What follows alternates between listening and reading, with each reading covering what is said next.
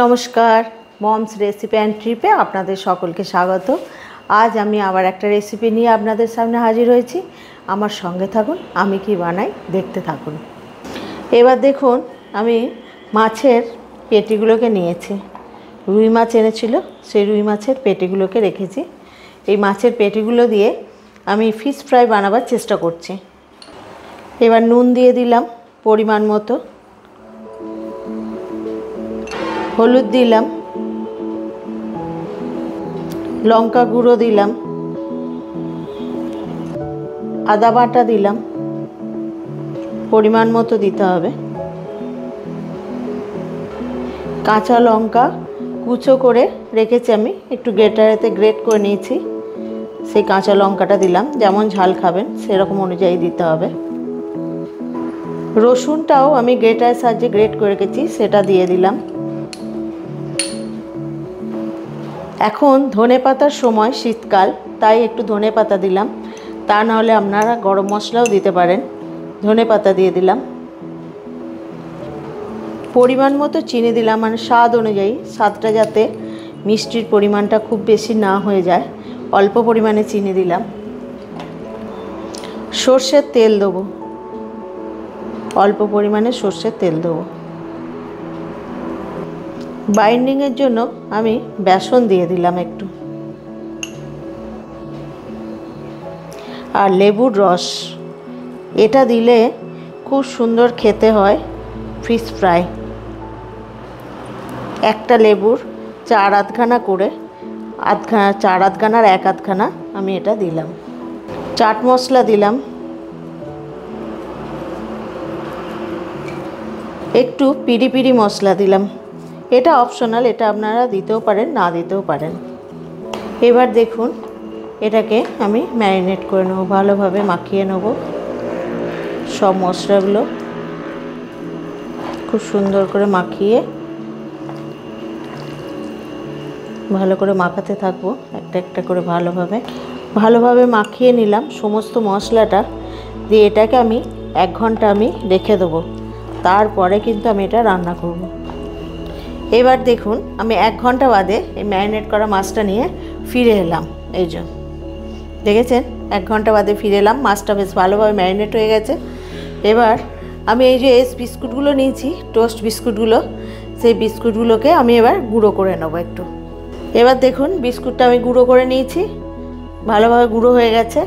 একটু মিহি করে গুঁড়ো করে নিতে হবে। আর তার সঙ্গে আমি একটু লঙ্কা গুঁড়ো সামান্য মিশিয়ে দেবো, দিয়ে ভালোভাবে এটাকে মিশিয়ে রাখবো। মেশানো হয়ে গেছে শুকনো জিনিসটা। এবার মাছগুলো এর মধ্যে দেবো, দিয়ে ম্যারিনেট করব। এবার দেখুন, মাছগুলোকে আমি একটা করে নেব, সামান্য করে বিস্কুট গুঁড়োয় ভিজিয়ে নেব, ভালোভাবে মাখিয়ে নেব। বিস্কুট গুঁড়ো ছাড়া এমনিও করা যায়, কিন্তু বিস্কুট গুঁড়োটা মাখালে কি হবে, একটু ক্রিস্পি হবে, জিনিসটা একটু মুচমুচে হবে, তাই বিস্কুট গুঁড়োটা একটু মাখিয়ে নিচ্ছি।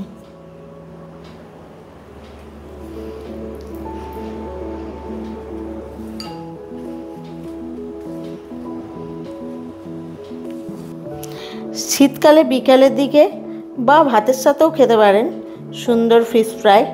এই যেই ভাত খাওয়া হয়ে যাবে, গরম ভাতেতে একটা করে ফিশ ফ্রাই হলে খেতে খুব ভালো লাগে। দেখুন, ভাজার আগেই জিনিসটা দেখতে খুব সুন্দর লাগছে, ভাজার পর কিন্তু আরও সুন্দর খেতে লাগবে। অতএব খুব সুন্দরভাবে আমি একটা একটা করে গড়ে নেব। মশলাটা পুরোটা লাগিয়ে দেওয়া আছে, আর তার মধ্যে বিস্কুট গুঁড়োটাও লেগে আছে।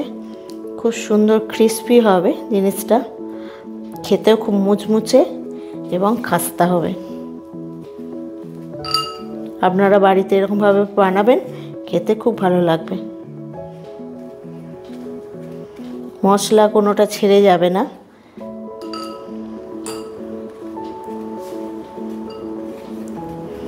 সব আমার বানানো হয়ে গেছে। এবার আমি একটা একটা করে ভাজবো।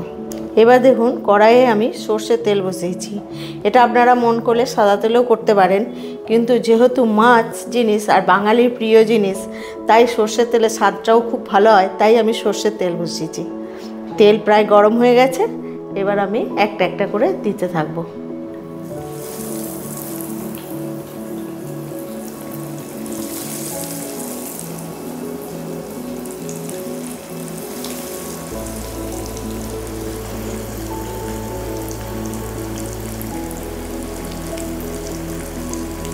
একটু হালকা আঁচে ভাজতে হবে, খুব বেশি নয় খুব কমও নয়, মিডিয়াম আঁচে ভাজতে হবে।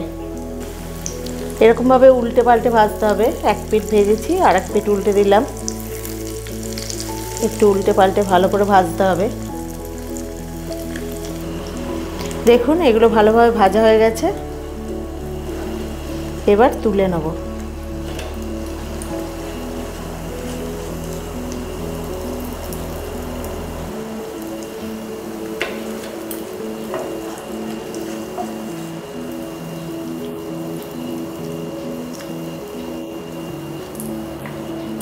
বাকিগুলো আমি এরকমভাবে ভেজে নেব। আমার এগুলো সব ভাজা হয়ে গেছে। রেসিপিটা যদি ভালো লাগে লাইক, শেয়ার, সাবস্ক্রাইব করবেন আর আমার সঙ্গে থাকবেন।